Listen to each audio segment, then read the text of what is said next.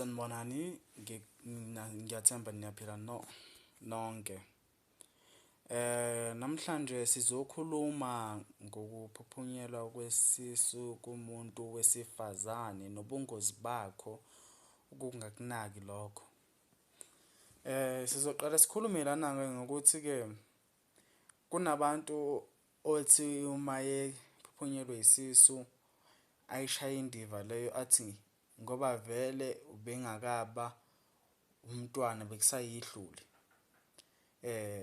Bambalana-ke, ngicela uyizwe lana-ke le ndaba le.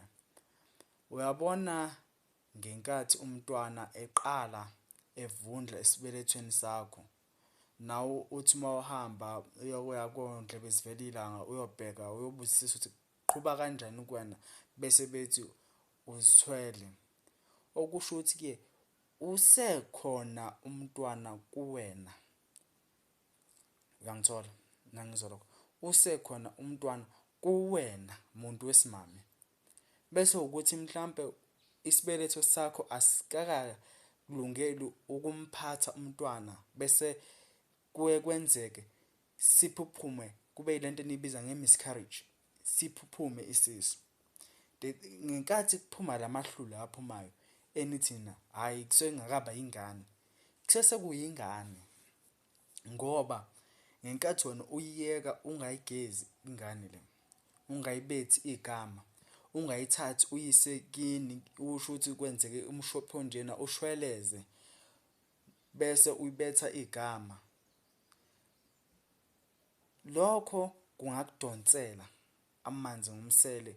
Engangokuthi ungathi uma uthola umsebenzi usebenze isikhathana esincane ukuphelele, uthi kuvela okuthize kuvaleke iy'nhlanhla zakho ngamanye amagama zizovaleka zonke. Ngobani? Umntwana uyakhala, awumenzelanga okufanele umenzele kona, uyadinga igama umntwana.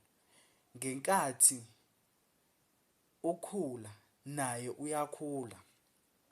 Uyangithola loo nto? Akayeki ukukhula umntwana, akayeki ukukhula. Yingakho ukuze sekuthiwa hhayi uma uhamba uyoka abantu bendabuko bokubuza ukuthi kwenzakalani, betsho ukuthi kunomntwana okuvimbile la.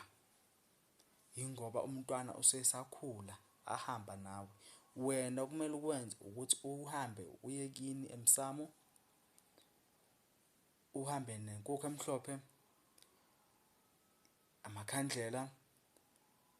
Uma ngabe sekuthiwa usemdala umntwana kuya ngokuthi ukangakanani, uma ungenawo amandla uyayiphatha-ke leyo nkukhu ufushwele ukuthi ngalo leli juba leli, bese usho wonke ushweleze ngoba phela uncengile la, uyalifuna ukuthi izinto zakho zikuphumelelise kahle. Kumele ucele la kubantu bakini cause umntwana akungowakho, usuke uphiwa ngabantu bakini. Ngangithola? Ngakho-ke kubalulekile ukuthi uma ngabe ukwenze umshopho kanje usumele phezulu kuhle komuntu osemdala osanda kuhamba emhlabeni. Ayibonge Nkosi. Ngisazoza ngobungozi bakho ngokuthi ulale nomfana emva kuba uphuphunyelwe isisu. Part 2 nolindele uyeza.